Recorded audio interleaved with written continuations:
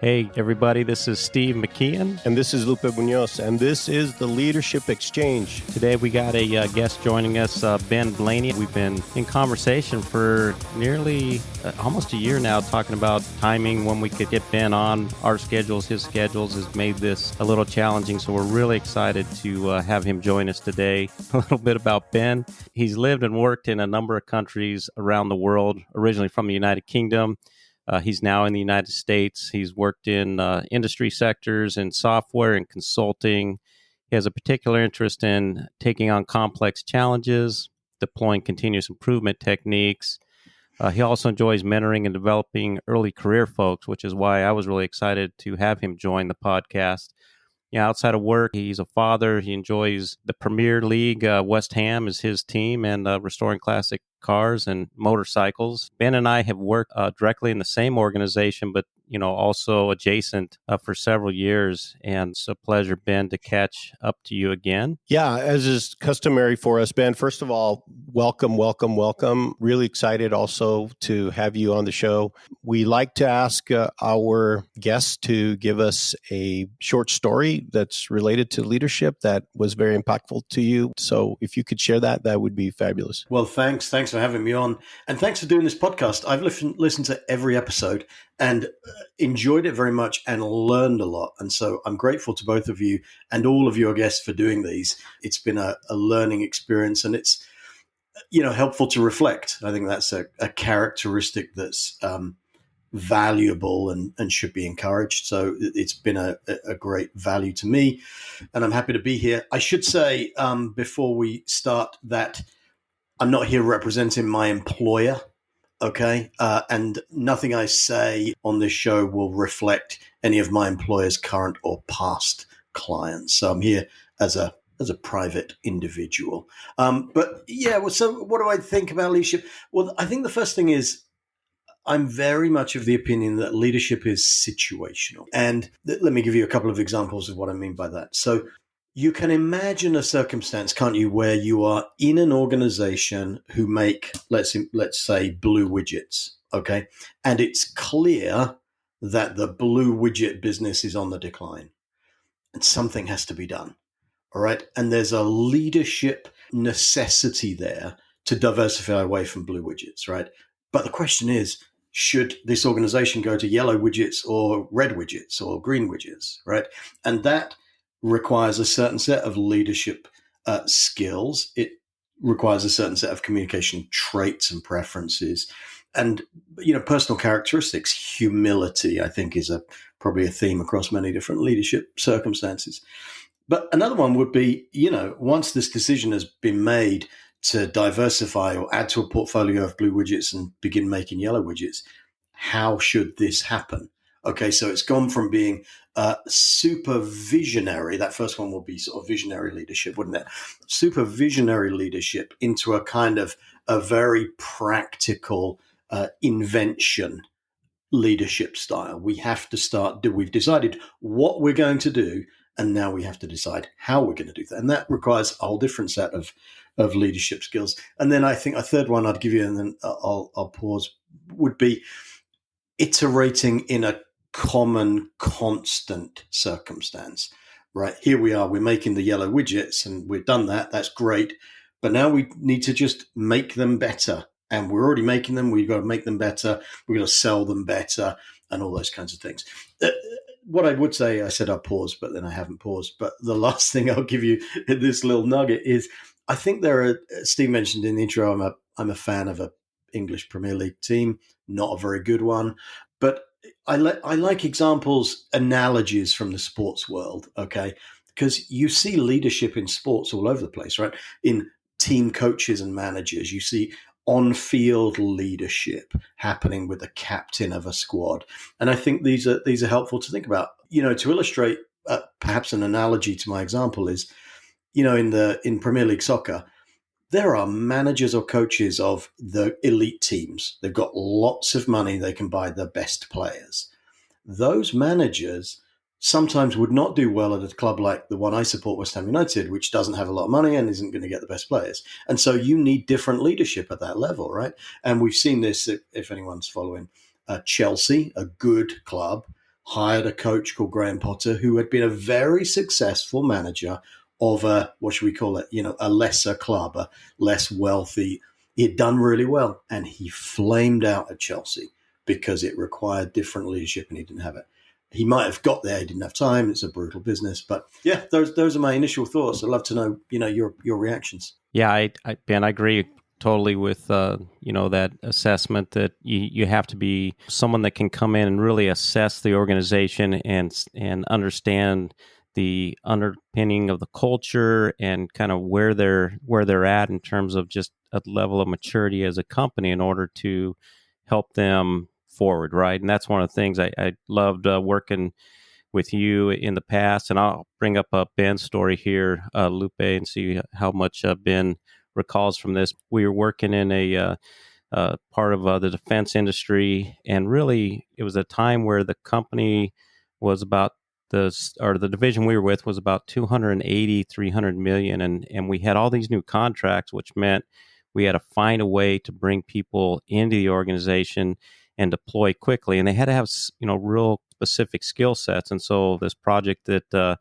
Ben took on with his team and I assisted that team with, we started talking about things. And I loved catching Ben in the afternoon or sometimes early in the morning with that first cup of coffee. And we just kind of talk about the theory of constraints in this area and what we needed to take on. And Ben had introduced me at that time to the direct curve, which is, the classic, what you can move an organization as you work through the cycle of denial, resistance, exploration, and then final commitment. And the thing that, Ben, I don't know if you recall this, but, you kept saying, Steve, how do we get to that commitment phase quicker? Like how do we lessen the denial and resistance and get people to explore? And it was fun working with Ben, Lupe, because he had a bunch of, I would say, new leaders or new people to his organization. And, we decided to focus on the exploration piece and just take the training wheels off and let people experiment. And as Ben can tell you, some of it went well, some of it not as good, but ultimately in a shorter period of time, Ben, as I recall, we were able to, really develop the model that was needed at that time. And I would say, without your understanding and ability to come in and really kind of assess the organization to the story that you led in with, that wouldn't have took place, right? We would have been so much longer in that denial resistance phase and not figuring out, hey, how do we have, move teams to exploration? And the other piece of that, Lupe, was just the fun factor went up. People really started enjoying the job a lot more than the grind of kind of this old way that things were being done. Ben, I don't know if you have any thoughts there or you remember that story at all? I do. I remember that time very vividly. It was a great time. I loved that period of my career. I think I was.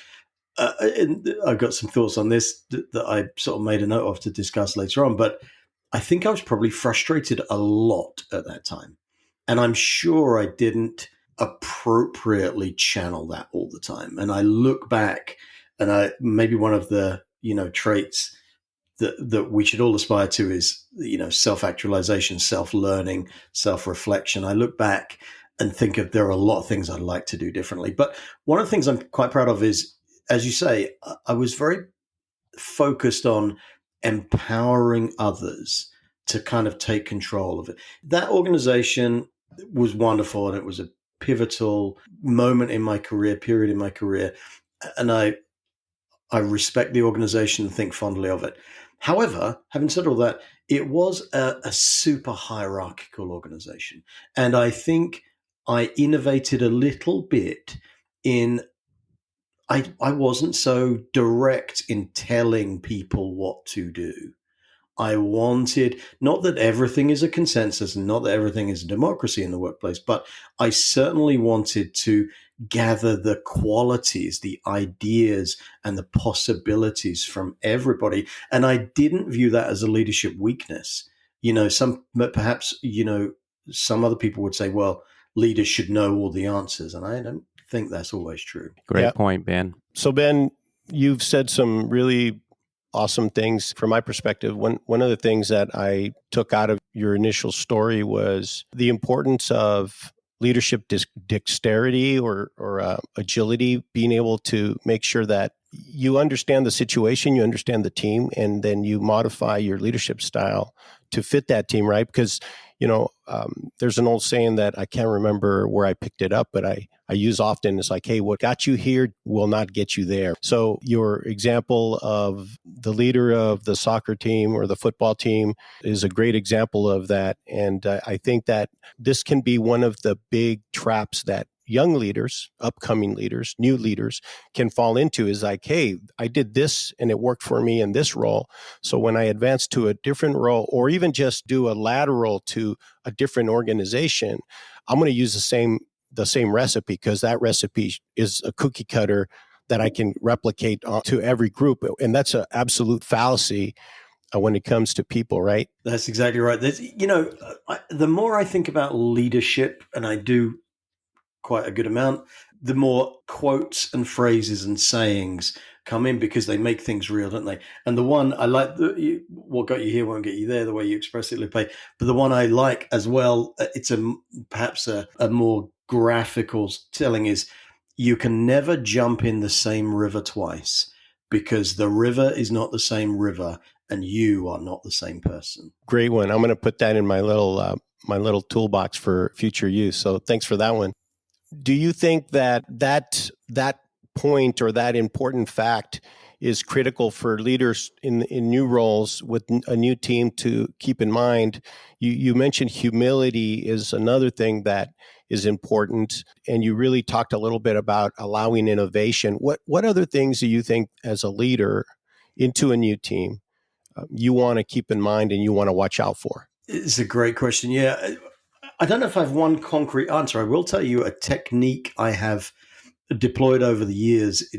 I wish I could say I was well enough organized to have a particular file logging all these things over time. But each time I've left a situation, I've tried to reflect on the things I did that worked and the things I did that didn't work. And I've always tried to reflect on the leaders around me, by which I mean generally my bosses. It's easy to think of these things in terms of my boss, and there are good bosses and bad bosses, right? And some bosses are not leaders, to the subject of the podcast. But I've always tried to capture, what did I do well and not so well? And what did the leaders around me do well that I would like to learn from? And crucially, even some leaders that I didn't think were particularly good, I always tried to find something from them that didn't work. And the leaders that I've loved, always had something that I think, oh, if only they could just work on this little area. And so over time, the message is for young leaders that over time you build a compendium of this stuff and you aggregate. I remember being young. I'm not young anymore, tragically, but I remember being young, and, I thought I was quite bright, and I thought I was quite ambitious, and I could do some interesting things. And one of the things I found frustrating, I think, a lot, was not being able to do what I wanted to do, that I couldn't win all the arguments, the sort of stuffy brigade, the long-standing legacy people in an organization were kind of getting in the way. My point being, I undervalued experience. Okay, then. Now, I think experience really matters, and youth and energy and vigor. It's great. That's a great point. I suppose my point is that nobody has a monopoly on good ideas. And, continue. If you're young, you've got energy and vitality, and you've got places to go, and you've got messages to, don't give up. Yes, you'll get against the stuffy brigade. And maybe now I'm one of the stuffy brigade, but you just got to keep going, right? Don't give up. Another great quote is a Winston Churchill quote, which is, when you're going through hell, keep going. Don't stay there. Don't stop. Ben, I couldn't agree with you more.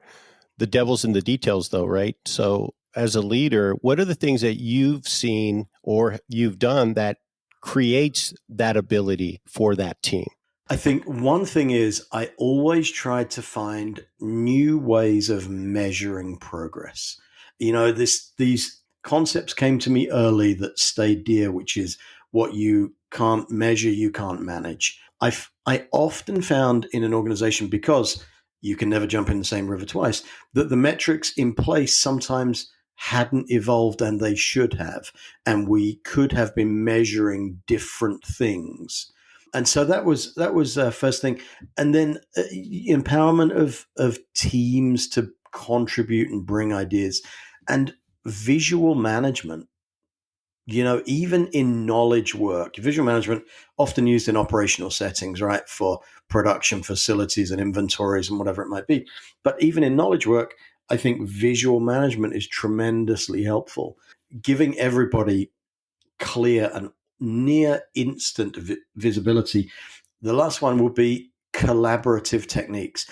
Around the time Steve was mentioning that anecdote of us working together, collaborative technologies were in their infancy. I remember, it seems if you're young and listen to this, you'll be amazed. The first versions of SharePoint that existed, you had to check out the document. You stored on a central repository, and you could have multiple editors one at a time, and you'd check out the document. I remember calling people saying, "Can you check that document back in so I can check it out and make my changes?" Right, and so the technology has evolved, but I think I was pretty early to pre-SharePoint developing ways of people collaborating on the same documents and having ways of aggregating progress and activity. I think those are all good things. Giving people context of why they are doing what they're doing, what it drives towards greater goals, and giving everybody credit for the work they're doing.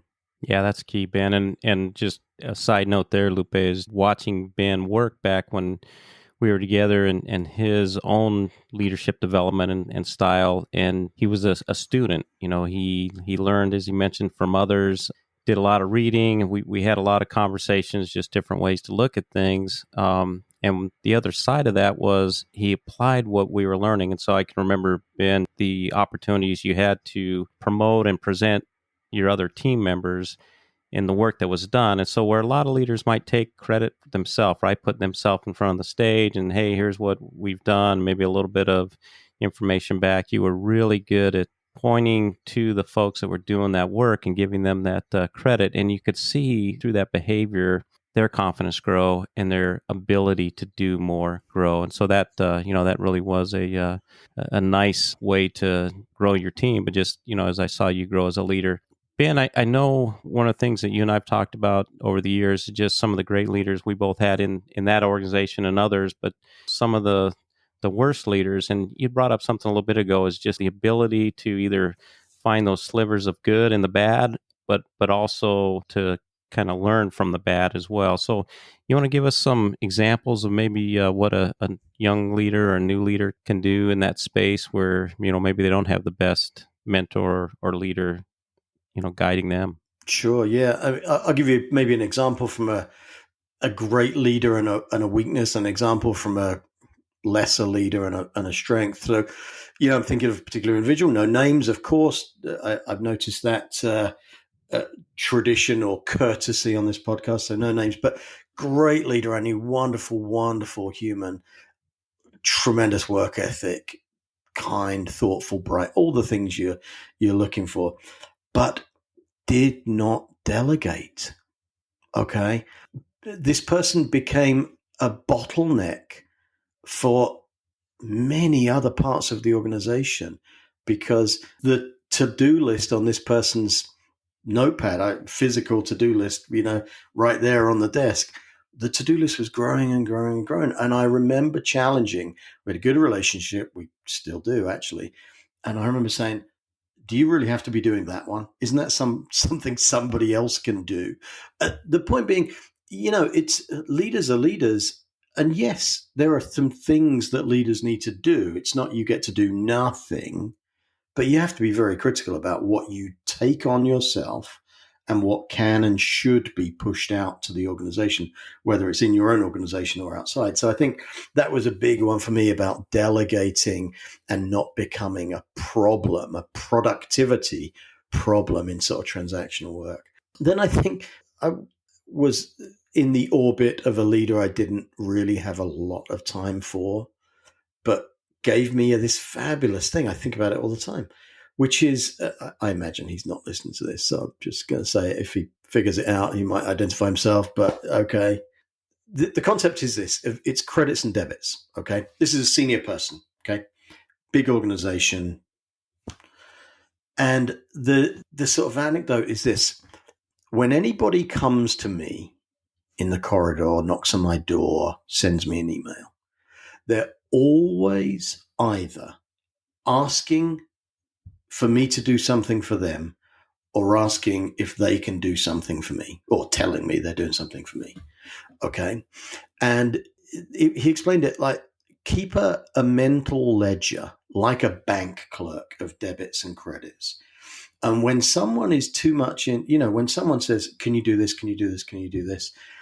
They're always asking for things. And if you're a leader, and it's a people issue, asking for a raise, asking for extra PTO, asking for blah, blah, blah, blah, asking. And then there are others who are saying, give me more work. What can I do for you? They're always helping. What can I do to contribute?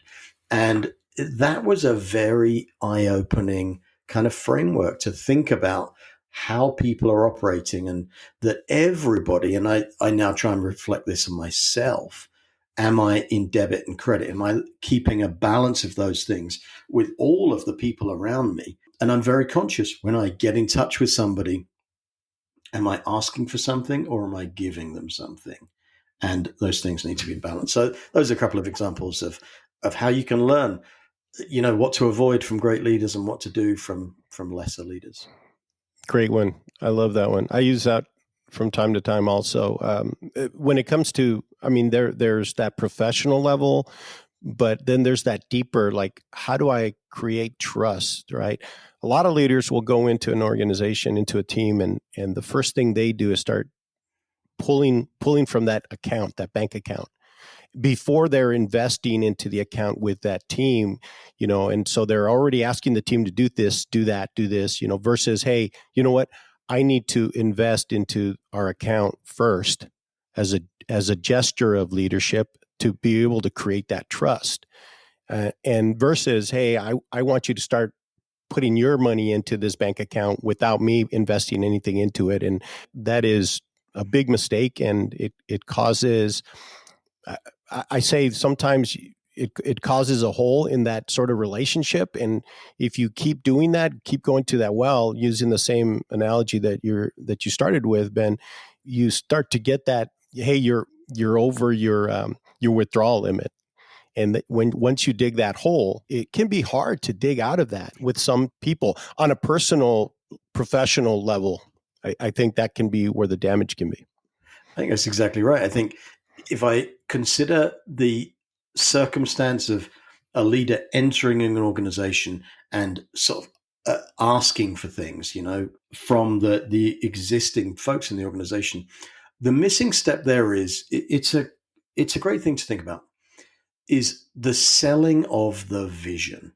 Okay, that you go into a new organization, a new group, a new team, a new company, and do this, do this, do this, do this, do this, without having articulated, here's why, here's where we're going, and here's what we all get out of doing things this way, doing different things, doing things in a different area, a different way. There's a great book by Daniel Pink called To Sell is Human. Now, I do a lot of work with sales and marketing these days, and salespeople can get a very bad reputation. Okay. All the jokes, right? How do you know when a salesperson's lying? Their lips are moving, that kind of stuff. It's funny, but it's not, helpful particularly, I don't think. But anyway, Daniel Pink's book explains that everyone is selling all of the time. And that's okay. Firstly, in a commercial sense, if you work in a for-profit organization, nothing happens unless someone sells something. So let's not disrespect that essential function of commerce. But even if you think about your personal life, when you are lobbying to your significant other that you want to go out for dinner, you are selling the idea of going out for dinner. When you are sold the idea of going out for dinner, you are then discussing which sort of restaurant to go to. And, you want Thai and they want Italian. You sell the idea of Thai and they sell the idea. Selling is human, and selling of ideas, I think, is a really important function of leadership. Yeah, and I like that, Ben. In addition to just selling, it's those people that don't want to openly share either, right?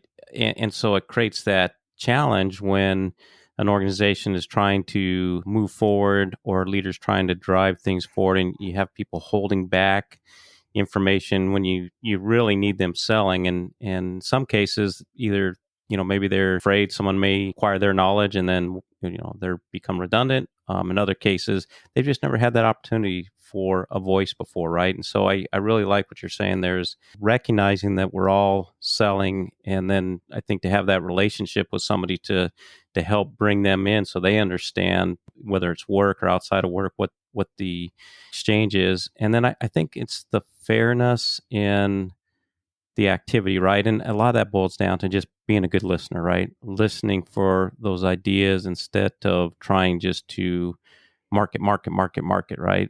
Walk us through some of that. What's your experience been with the sales organizations that you've worked with, and kind of creating that environment for people? I think communication is huge, and communication varies a bit. Like, it's one facet, it's one tool in the leader's toolkit, isn't it? And there are different communication styles that are required at different stages. And listening is, of course, part of communication. I think of it as a necessary step that leaders, very adaptive, very good leaders, adapt quickly to these communication mechanisms.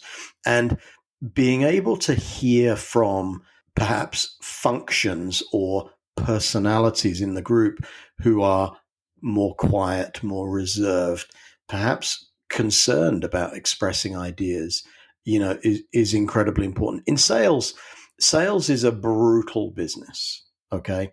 That salespeople, I'll just be frank, this is a truism, everyone knows this, salespeople get fired for missing their number.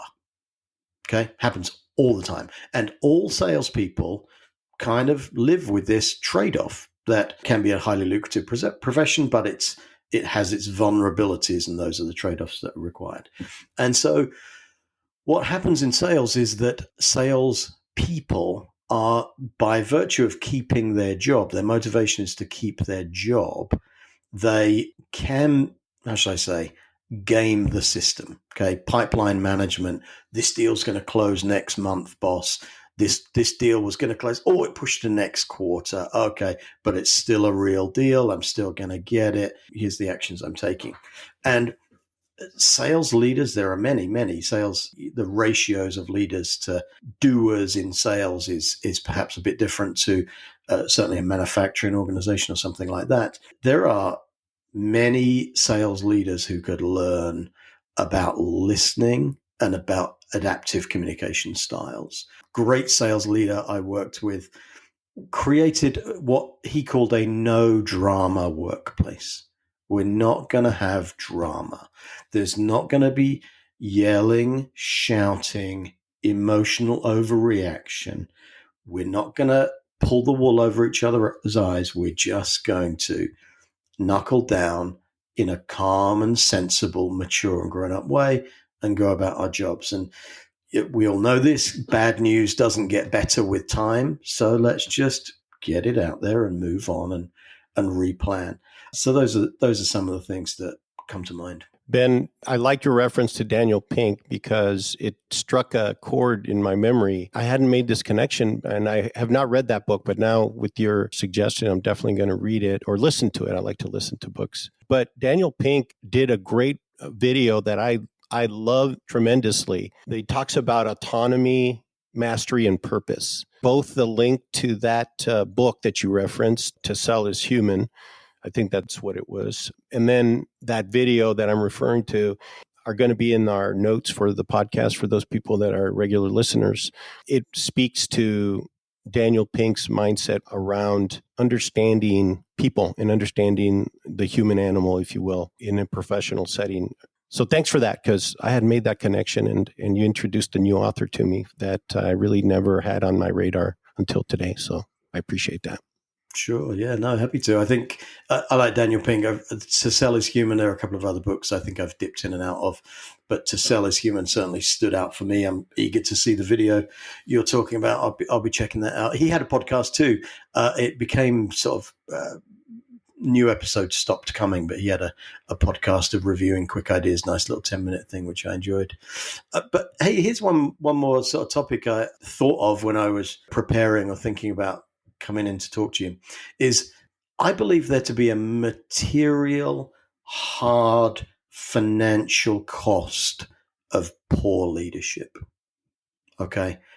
And I think this manifests itself in a couple of ways. So if I go back to my first example of, you're the blue widget company and the market for blue widgets is declining, and it's incumbent upon leadership to decide what to do next. So that's a clear thing. History is littered. Business history is littered with leadership decisions that led to companies growing or not. Kodak, in where I live in Rochester, New York, is a great example of failing to jump on the digital bandwagon. There's a British jewelry company called Ratner's in the 90s. Their chairman, at an after dinner speech, made an offhand, off the cuff, unscripted comment about the quality of their products and tanked the firm. It still exists in a different guise. There's another example there. And then, of course, some people have doubled down. Look at some of the biggest and best companies in the world, and leaders there placed bets and they paid off well. And that's a leadership function. But at a kind of a very micro level or a work group unit level, the cost of bad leadership, Steve mentioned it about how I tried to organize and communicate around the teams in which I was involved, is I think we are in a knowledge work. We are in a war for talent. Okay. And so no top talent wants to work for a bad leader. And so giving people credit, it was, maybe I'm modest and maybe I didn't, want to kind of have glory heaped upon me. But also maybe there was you could argue it's ultimately self-fulfilling, or, it benefited me to be the employer of choice. I want people to come work in the team. And if one of the things I have to do to make that happen is absolve myself from any credit for anything that happens and make sure that glory goes to the doers, that's an easy decision to make. So attracting top talent and then avoiding the attrition of talent, these are clear things. And then we tie that back to innovation. So you're in the blue widget company declining. What do we do? Everyone's got an idea, haven't they? And so I think leaders speak last, but make a final decision. You have to poll the team. You have to listen to experts, I should say, to assess where a marketplace might be going and then make a leadership decision. So point is, material, hard, in a for-profit organization, financial cost of poor leadership, and probably a 10x return on good leadership, I would argue. Yeah, man, those are all great points. And I think, between the three of us, we've seen that, in our professional careers. Lupe and I do some leadership training courses. And one of the things that we cover in that course is the fact that most people leave a company because of their boss, not for any other reason. Rarely is it other reasons other than, that relationship or lack of relationship, with that leader. And it's just critical for any organization to understand that early, right? And to work to prevent the situation or the environment from being created that, creates the toxic cultures there. And, whether it's manufacturing, banking, sales, it exists in all organizations, but it also can be managed in all organizations to where people really do feel valued and part of the bigger good, and start to recognize that their contribution means a lot. Loop and I, one of the books that we use in our leadership training, a little bit dated. It's got the Palm Pilot in it. And Ben, I remember this how long ago that Ben and I worked together. Ben had a Palm Pilot. Yeah, as did I. As did I. Yeah. But in this book, it really talks about these 3 keys that leaders need to learn about to create that environment where you don't have the toxicity and you have the transparency, and people feel empowered. And it's some of the stuff that we've learned, just sharing information openly so that more people are in the know and can make better informed decisions. And kind of walk us through maybe, Ben, some current examples of where you see that being so important to, really challenge the war for talent, and make sure that companies are healthy. Well, I'll start with a brief anecdote. This is during the period we've been talking about getting together for this podcast. I saw an old friend of mine, great friend of mine, known him 2/3 of my life. And I happened to be in London. He's in London. And we went for a drink. And he said, I'd posted on LinkedIn that day something about, I think I was responding to a comment. I don't even remember what it was, but it was the difference between management and leadership. Okay. And of course, you want to quote, this must be one of the World War II generals or something. Inventories can be managed. People must be led, right? Anyway, I saw my old friend and he said, hey, you posted on LinkedIn today about the difference between management and leadership. What is that? And he might be listening because I'm going to tell him about this podcast. And so, hey, bud, how you doing? It was maybe the saddest thing I've ever heard, because what it made clear to me is that he had only ever been managed and had never been led. And I suspect that's the case. And this isn't to criticize or denigrate any of the managers who manage my friend, but they were just managing. I consider myself incredibly fortunate that I've been around people who inspired me as leaders and talked about leadership. It's possible people go their whole careers and never exposed to these concepts. So back to, thanks for doing this podcast. This is a tremendous service to the world, and I hope lots of people listen and learn from you, not particularly from me. I think they learn from all of us, and that's part of having you as a guest, Ben, is, there's definitely some lessons you're some valuable lessons that you're sharing. And to your point, I was going to ask you this, but this is like the perfect moment. It's almost like we rehearsed this, which we did not. The thing I see with leadership is, well, first of all, people don't perceive leadership as being something to really focus on improving. And I'm going to give a few examples to support I'll call it a hypothesis around this, is several people that I sit down and talk about their development. I'm asking them, hey, what are you doing to improve as a leader? And they look at me like with a blank face, a confused face. And they're like, well, what do you mean? I'm like, I'm referring to being a perpetual learner. First, you've got to keep the blade sharp, but there's also, you can't see leadership as just something that's kind of a side gig as you're managing things. You've got to understand that, you're not in the business of widgets, for example, to use your example. You're in the business of people. Leadership is the business of people. And so how do you become better? And we seem to be reactive in the sense that when the situation comes to me, then I'll just have to figure it out or fail at it. And then I'm going to learn from that, instead of being proactive and saying, you know what, I need to read to see within the context of that situation, I actually can pull from some of these other leaders' experiences or stories, like yourself, what you're sharing today, Ben. And I at least have a little bit of a sense of maybe what I need to do instead of going in blindly. And so I feel like there's a lot of reactionary development of a person's leadership versus them being accountable to themselves and saying, I'm going to actually put effort into it. Otherwise, how do I get better really intentionally? Yeah, I think Steve made the point earlier, and I would emphasize it, that You're right, leadership's about people. And so being a student of behavior, being attuned, thinking about giving effort to motivation of different people's motivation is different. And what's that other phrase? Leaders are readers, you know, consuming content. And yes, there's business books, of course, but sports biographies. Pick your favorite sports person, particularly in a team sport, maybe less in, an individual sport, but read a biography of a great sporting leader, a great military leader, a great business leader, person rather than a company. I think these are all important things that over time accumulate.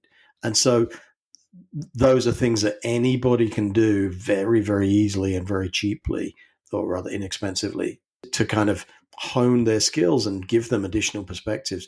Being open to new ideas, I think, is incredibly critical.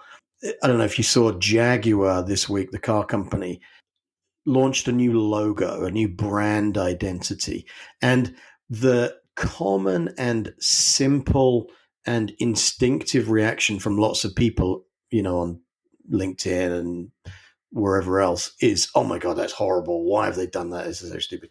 Well, important to listen to a contrarian view. Yeah. So this morning I listened to an interview with a remarkable marketing sort of professional consultant who said, actually, this makes quite a lot of sense because Lupe, what got them here won't get them where they're going. They want to do something differently. Jaguar for 75 years was a premium vehicle brand, and then they went down market to compete with sort of high-end Ford and Chevrolet with the X-Type and things like that. And then now they're saying, no, we have to be at the top end of the market. We have to be aspirational, and we have to gravitate up to Rolls-Royce and Bentley in an all-electric world. And so we're going to do things differently. And that's a change, and that's a big leadership. But my point is, there's a dozen leadership lessons there. Constant evolution, do things differently, understand where you're going. But my original point that brought me to Jaguar is you have to consider possibly opposing viewpoints on a single topic to land on where you should be. And this applies to work and, I don't know, parenting and anything else, And that is so important for leaders to understand that you really have to wear kind of both shoes, right? What's the opposition and what's the kind of leading into the idea moving forward. And if you can do that, and if you're somewhat patient, you typically find a hybrid or even a better solution that comes out of that. And I think that's just a great story that you've shared there. I think to start working towards closing out, Ben, any current information, not related specifically to the work you're doing now, but any current information that you want to share to folks just getting started in a leadership role, similar maybe to I don't know if anybody would have a similar path to yours, Ben, because you kind of like Lupe and I, you really had a very unique career trajectory, which, is so valuable to this type of a podcast. I guess to kind of walk people through getting started, we talk a little bit about self-education, the importance, but how about the people that, you surround yourself by? You have any thoughts there? Yeah, I do. We covered a lot of ground, being situational, hearing different views, communicating differently. What's that? It's probably a politician. It's amazing what you can get done if you don't care who gets the credit for it. I think, how should I say, average leaders surround themselves with people who agree with them. And I think great leaders have at least one person in their close orbit who can be relied on to disagree with them. It's incredibly valuable. Steve might remember, a member of my team back when we worked together. And I think, I regret this slightly, I think sometimes we might have worried some people with the vigor of our debates. There might have been raised voices, and there was never any doubt that we were committed and 100% loyal to each other, but we weren't going to go without a fight. And it didn't matter who won or lost that fight because we landed on the right idea. So, yeah, don't be afraid of dissent. I think listen, it's important to be nice. All right. Of course, professional, courteous, all these things matter, but it's possible to argue and remain trusted colleagues, dare I say friends. Okay, so debate is a good thing, I suppose, would be one of the things I would encourage everybody to get to. Positive conflict is what we refer to it as. At least we've referred to it in a few of our episodes. Totally agree with you. With that said, Ben, you did not disappoint. I greatly appreciated the perspective and insight that you brought to our listeners, and I'm really hoping that in the future you will grace us again with your knowledge and stories, because I really enjoyed this discussion. It came through very natural and was very valuable, and wish you the best in the future and hope to be able to have you here again with us and with our listeners. I'd be honored to. Thanks for having me on. Yeah, Ben, it's been great catching up again. Good seeing you. Not as much gray in that beard as I thought there might be, with your down here now, but you're looking good, and life's treating you well. And my only hesitation with continuing to introduce some of the great people I've worked with in the past to Lupe is he keeps trying to steal all my friends. So I think him and Lydia Peterson now are on the quick dial, and I'm sure the same will be with you. We're going to meet at Starbucks, Steve. I think in 2 weeks. I think we're going to try to meet at Starbucks and talk about you. Yeah, I'm sure. But Ben, if you're ever out on the West Coast, please look us up. Likewise, we make it out east. Definitely love to get in contact with you directly. And thanks again for your time. I know this scheduling was tough, but I'm so happy that we got a chance to do this. So thank you. Thank you both. Thank you. And with that said, this is Lupe Munoz. And I'm Steve McKeon. And thank you for joining us on the Leadership Exchange with our guest, Ben Blaney. Everyone, have a great day.